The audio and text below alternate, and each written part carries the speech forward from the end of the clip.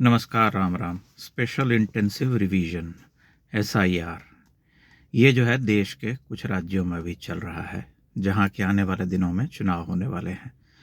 तमिलनाडु में, केरल में, बंगाल में, और इन सभी राज्यों से समाचार पत्र में ये समाचार आने लगे हैं कि यहाँ पर SIR की जो प्रक्रिया है उसे आगे बढ़ाने वाले जो वॉलंटियर्स हैं, जो कर्मचारी हैं, जो कि प्राथमिक स्कूल के शिक्षक हैं अधिकांशतः, और कहीं आंगनवाड़ी कार्यकर्ताओं को भी शामिल किया गया है। उनमें से कुछ लोगों की मृत्यु होने लगी है। कारण ये दिया जा रहा है कि इनके ऊपर काम का इतना दबाव है और इतना टारगेट ओरिएंटेड है, और सरकार की तरफ से इतनी धमकी दी जा रही है कि अगर तुमने यह काम नहीं किया इस समय तक तो तुम्हें सस्पेंड कर दिया जाएगा। इस तनाव में जो है उनकी जान चली जा रही है, चाहे जैसे भी जाए। बहुत दुखद समाचार है। किसी की भी मृत्यु होना किसी ऐसे कार्य से निंदनीय है। लेकिन विचार करने वाली बात यह है कि ये जो मृत्यु की घटनाएं हो रही हैं केवल उन्हीं राज्यों में हो रही हैं जहां पर कि SIR का बहुत अधिक विरोध हो रहा है, या जहां पर बीजेपी की सरकार नहीं है। पश्चिम बंगाल में जब SIR होने वाला था उसके पहले ही वहां से धमकियां आ रही थीं। स्वयं मुख्यमंत्री ने धमकी दी थी और तृणमूल कांग्रेस के अन्य नेताओं ने खुलेआम ये चेतावनी दी थी कि जो लोग कर रहे हैं वे बच के जा पाएंगे, नहीं जा पाएंगे, इसकी कोई गारंटी नहीं है। तमिलनाडु में स्टालिन ने तो यहाँ तक कह दिया था कि हमारे ऊपर काम का इतना प्रेशर है कि हम ये नहीं कर सकते, इसलिए एक दिन की हड़ताल कर दी गई। आज के समाचार पत्र में पढ़ रहा था कि केरल में किसी अनीस नाम के एक व्यक्ति की मृत्यु हो गई है, और यही कारण जो है एक तरफ से दिया गया कि उसके ऊपर बहुत प्रेशर था काम का, इसलिए उसकी जान चली गई। जबकि वहीं के CPM का नेता ये कह रहा है, CPM के नेता के ऊपर यह आरोप लगाया गया है कांग्रेस पार्टी के द्वारा कि वो जो है उसे धमका रहा था और उसे सैंपल कलेक्शन से रोक रहा था, मना कर रहा था कि तुम ऐसा नहीं करोगे, करने पर तुम्हें गंभीर परिणाम भुगतने पड़ेंगे, और इस कारण उसकी मृत्यु हुई। अब एक तरह से यह स्पष्ट है कि क्यों जो है इस तरह का दबाव है, या इस तरह का दबाव जो है बनाए जाने की जो खबरें हैं वो सामने आ रही हैं। बिहार में SIR हुआ, बड़े स्तर पर हुआ, और चुनाव से पहले वहां पर लाखों फर्जी वोटर पाए गए थे जिन्हें हटाया गया मतदाता सूची से, लेकिन वहां पर किसी की मृत्यु नहीं हुई। उत्तर प्रदेश में किसी की मृत्यु नहीं हुई, लेकिन इन राज्यों में मृत्यु हो रही है और लोग छाती पीट रहे हैं कि ऐसा जो है प्रेशर के कारण हो रहा है, क्योंकि उनके ऊपर बहुत अधिक दबाव है। जो भी SIR का काम कर रहे हैं, प्राथमिक स्कूल के शिक्षक हैं, जब वे काम कर रहे हैं तो यह अनिवार्यतः इस सत्य से हम सबको परिचित हो जाना चाहिए कि SIR की कार्रवाई करने वाले लोग जो हैं वे अभी तत्काल रूप से शिक्षण की जिम्मेदारियों से मुक्त हैं। ऐसा नहीं है कि वे स्कूल में भी सुबह से शाम तक पढ़ा रहे हैं और SIR भी कर रहे हैं, क्योंकि यह संभव नहीं है। SIR का काम जो है वो भी दिन के समय ही होगा। रात के अंधेरे में कोई जाकर के 9-10 बजे सैंपल कलेक्शन का काम नहीं करेगा, और दिन के शाम ढलने तक ही यह कार्य हो सकता है, और इस कार्य के लिए उन्हें अलग से पैसे भी दिए जाते हैं क्योंकि सरकार ये काम करवा रही है। तब एक तरह से यह बात भी स्पष्ट है कि क्यों ऐसा हो रहा है और क्यों इस तरह का माहौल जो है बनाया जा रहा है। बिहार में जब SIR को लेकर के हंगामा किया जा रहा था, जब उससे बात नहीं बनी, तब एक तरफ से लोगों ने कहना शुरू कर दिया कि वोट चोरी होने वाली है, वोट चोरी हो रही है, चुनाव आयोग चुनाव लड़ रहा है, चुनाव आयोग चुनाव जीत गया। चुनाव परिणाम आने के बाद इस तरह की बातें लगातार लोग कहते जा रहे हैं। और पिछले दिनों 2-3 दिन पहले तो RJD के ही एक वरिष्ठ नेता ने कहा कि हर EVM में 25,000 वोट पहले से ठूस दिए गए थे, जबकि यह बात हम सभी जानते हैं। एक साधारण व्यक्ति भी इस बात को मालूम कर सकता है कि एक EVM में अधिक से अधिक एक समय में 2,000 मत ही जो हैं वो हो सकते हैं।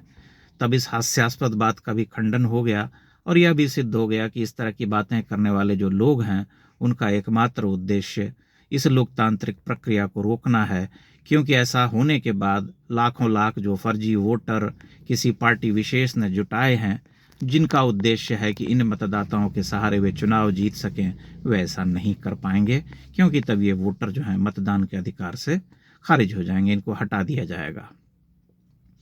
इस तरह की घटनाएं पहले भी हुई हैं। जब नोटबंदी हुई थी तब ये फैलाया गया था समाचार की जगह जगह लोगों की मृत्यु हो जा रही है, लोग खड़े खड़े गिर जा रहे हैं। कोविड का जब वैक्सीन दिया गया और उसके बाद असामान्य रूप से देश में जो है कुछ घटनाएं हुई मृत्यु की, हार्ट अटैक की घटनाएं हो जाती हैं, युवा युवा लोग की मृत्यु हो जाती है, तभी बहुत सारे लोगों ने इस मत को भी प्रसारित किया कि वैक्सीन के कारण हार्ट अटैक हो रहा है, जबकि मेडिकल साइंस में इसे सिरे से खारिज कर दिया गया, निरस्त कर दिया गया। तमाम बड़े डॉक्टर्स ने प्रेस कॉन्फ्रेंस करके कहा कि हमारे पास ऐसा कोई मेडिकल प्रूफ नहीं है कि हम ये कह सकें कि इस वैक्सीन के कारण कुछ ऐसा शरीर में हो जा रहा है कि लोगों की मृत्यु हो जा रही है। तो ये एक नैरेटिव है जो कि एक पक्ष के द्वारा निरंतर जो है चलाया जा रहा है, ये इनके इन प्रकारण, क्योंकि उनका उद्देश्य सिर्फ यही है कि वे लोकतांत्रिक चुनावी प्रक्रिया जो है उसमें जो सुधार कार्य हो रहे हैं उसे रोका जा सके, ताकि उनके फर्जी वोटर बने रहें और वे चुनाव जीतने का जो अपना कार्यक्रम है, एक सूत्री जो एजेंडा है, उसे आगे बढ़ाते रहें। इस देश के लोगों को खुली आंख से देखना चाहिए कि क्या हो रहा है। जो लोग लोकतंत्र की दुहाई देते हैं और इस तरह की बातें करते हैं, उन्हें यह बताना चाहिए कि भला लोकतंत्र की हत्या तभी क्यों हो जाती है जब ये चुनाव हार जाते हैं, लेकिन जब ये चुनाव जीतते हैं तब ईवीएम भी ठीक रहता है, तब लोकतांत्रिक प्रक्रिया भी निष्पक्ष होती है, तब चुनाव आयोग भी निष्पक्ष होता है। लेकिन जब एसआईआर हो रहा है, और हम सभी जानते हैं कि इस देश में बड़ी संख्या में ऐसे मतदाता हो गए हैं जो घुसपैठिए हैं, जिनका कोई इस देश की नागरिकता नहीं है, लेकिन उन्हें यह अधिकार दे दिया गया है कि वे वोट करें, मतदान करें, यहाँ रहें, यहाँ की सुविधाएं उठाएं और सरकार को जो है जितवाते रहें। इसलिए ये स्पष्ट रूप से एक ऐसा नैरेटिव है जिससे कि लोगों के बीच में भ्रम पनपाया जा सके, भय का माहौल बनाया जा सके, और इस तरह से भयादोहन करके इस प्रक्रिया को रुकवा दिया जाए। क्योंकि जब तक ये प्रक्रिया चलती रहेगी तब तक उनके जीतने की, चुनाव जीतने की जो संभावना है वह कम होती चली जाएगी, और ऐसा अगर हो गया तब जो है उनके पास कोई रास्ता नहीं होगा कि वे चुनावी मलाई जो है, सत्ता में बैठे हुए जो रेवड़ियाँ होती हैं, उसे खा सकें, भोग सकें, लाखों लाख, हजारों हजार करोड़ की कमाई कर सकें। ये बिहार में चुनाव होने के बाद और चुनाव होने से पहले हम इस प्रक्रिया को देखते रहें, जहाँ पर कि तमाम लोगों ने अत्यंत ही अमर्यादित भाषा में भारत के लोकतंत्र पर प्रश्न उठाए, चुनावी प्रक्रिया पर प्रश्न उठाए, चुनाव आयोग पर प्रश्न उठाए। अभी 1-2 दिन पहले ही जो है ये भी एक खबर आई थी कि इस देश के बहुत सारे ऐसे वरिष्ठ अधिकारियों और पूर्व जजों ने ये चिट्ठी लिखी है प्रधानमंत्री कार्यालय को कि इस तरह से चुनाव आयोग को दागी बताना और बिना प्रमाण के ऐसे आरोप लगाना लोकतंत्र के ऊपर एक गंभीर संकट का सूचक है। लेकिन ऐसा करने वाले जो लोग हैं वे इन सब बातों की ओर ध्यान नहीं देते हैं, क्योंकि उनका एकमात्र जो कार्यक्रम है वह यह है कि किसी तरह से ये फर्जी मतदाता जो हैं इस देश में बने रहें, ताकि उनके जीतने की संभावना भी बनी रहे। क्योंकि एक बार जब ये हट जाएंगे तब फिर उनके लिए कठिनाई बड़ी होती जाएगी।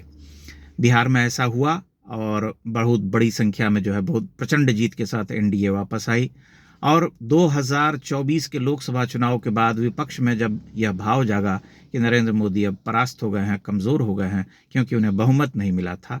तो जो है उनके मन में यह आशा जगी थी कि किसी तरह से हम वापस सत्ता में आएंगे। लेकिन उसके बाद जो 2-3 राज्यों में चुनाव हुए, उन सभी राज्यों में प्रचंड जीत होने के बाद उनके मन में फिर से जो आशा का ये कमल खिला था वह मुरझा गया, और वे इस काम में जुट गए ताकि सरकार को बदनाम कर सकें। देश के स्तर पर, वैश्विक स्तर पर भी प्रोपेगेंडा और एजेंडा चलाने वाले लोग बैठे ही हुए हैं जो निरंतर सरकार को बदनाम करने में लगे रहते हैं। तो आप जो है इस घटना को समझ सकते हैं कि ये क्या हो रहा है, कैसे जो है मृत्यु के सहारे या कुछ इस तरह का नैरेटिव चला करके कि इतना प्रेशर है कि कर्मचारियों की जान चली जा रही है, उनके ऊपर इतना दबाव है, सरकार को बदनाम किया जा रहा है ताकि इस प्रोसेस को रोका जा सके। आप स्वयं इस पर विचार कीजिएगा और अपनी टिप्पणियां अवश्य कीजिएगा। बहुत बहुत धन्यवाद।